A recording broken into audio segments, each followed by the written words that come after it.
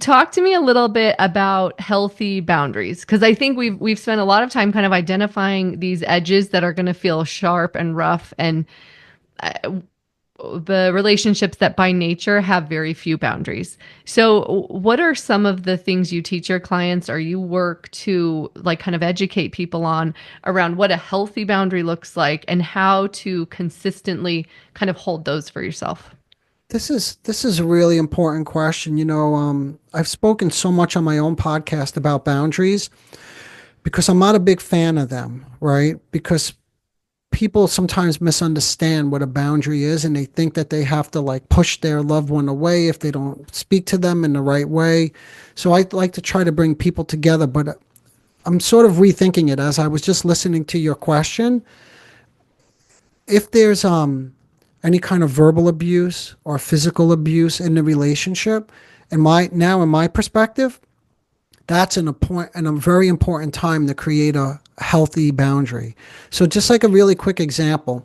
So I treat people who, sometimes personality disorders, they could be moderately disturbed. I mean, and quite demanding. And there was a fellow who was texting me in between sessions, like just you ended the set. They get very upset sometimes. That's a separation, by the way. It's a very big sensitivity with people who have these narcissistic traits.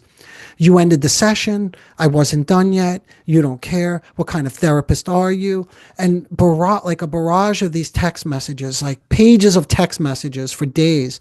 And finally, I had to tell him, listen, you need to knock it off. No more text messaging. If you have something to say, we'll book a second appointment. You come in and we work on this, but you can't treat me this way. So no more text messaging. So there's a boundary.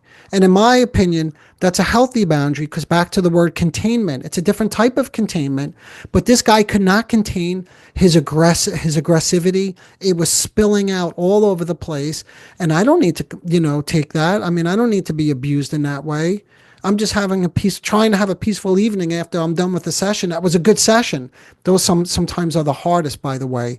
The good sessions. We spoke about that in the other episode, accepting something good, right? Yes. So that would be a healthy boundary. So for anybody who's listening, you'll have your own tolerance for what's acceptable, right? My tolerance tends to be a little higher. Like I don't mind, getting, I mean, that's part of my job is I take in a lot of this aggression or powerlessness, made to feel useless. But because I know on the other end, I'm going to eventually be able to contain that myself, hold it for them and give it back in a way that we could work on it.